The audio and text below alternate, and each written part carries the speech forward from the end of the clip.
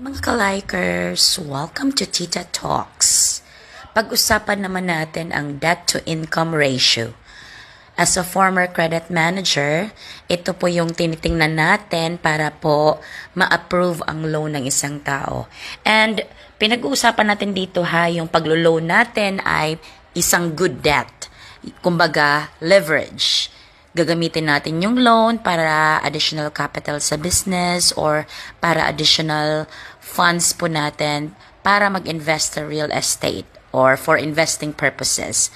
Now, ang debt-to-income ratio, dapat po mas maganda kung mas mababa sa 35% kasi ibig sabihin, versus doon sa mga recurring monthly payments mo para sa iyong mga existing na utang, malaki pa po yung naiiwan mong net disposable income. So, makakapasa ka po sa bangko or sa mga financing companies.